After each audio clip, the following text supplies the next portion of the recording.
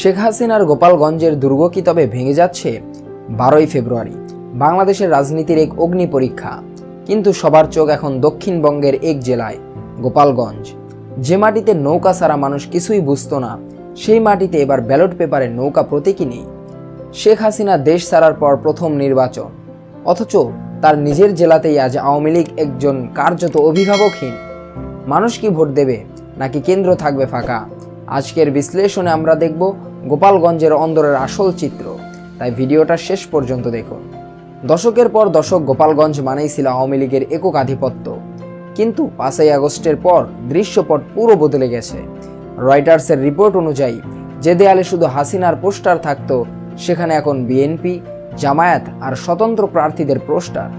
বড় বড় নেতারা এখন পলাতক। গ্রামগুলোতে ক্যামেরা দেখলেই মানুষ মুখ লুকিয়ে ফেলছে।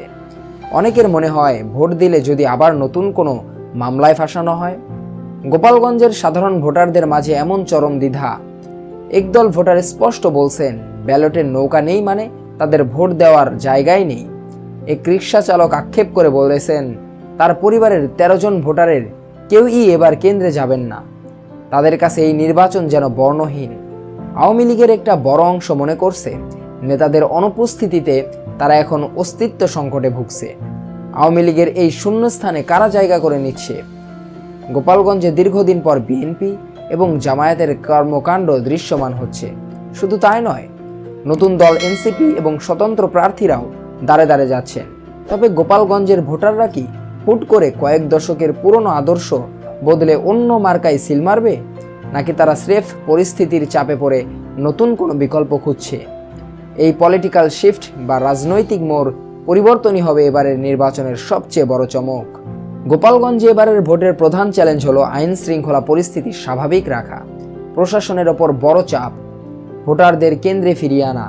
অনেক ভোটার ভয়ে আছেন যে ভোট দিতে গেলে স্থানীয় পর্যায়ে রেষারেষি বা হামলার শিকার হতে পারেন। নির্বাচন কমিশন এবং বর্তমান প্রশাসন যদি নিরপেক্ষতা আর নিরাপত্তা নিশ্চিত করতে না পারে, তবে গোপালগঞ্জের ভোটের হার ইতিহাসে সর্বনিম্ন হওয়ার রেকর্ড গড়তে পারে। পরিসংখ্যান কি বলছে?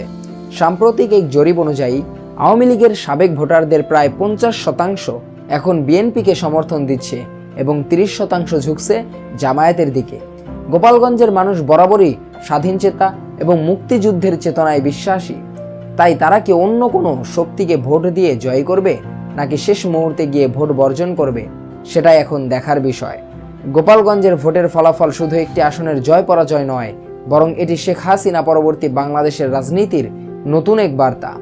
মানুষ কি পরিবর্তনের পক্ষে রায় দেবে, নাকি নীরব প্রতিবাদ জানাবে? আপনার কি মনে হয়, গোপালগঞ্জের মানুষ কি 12ই ফেব্রুয়ারি ভোট কেন্দ্রে যাবে? আপনার মতামত কমেন্টে জানান। ভিডিওটি ভালো লাগলে শেয়ার করুন এবং ফ্রন্ট ডেস্ক টিভির সাথেই থাকুন। ধন্যবাদ।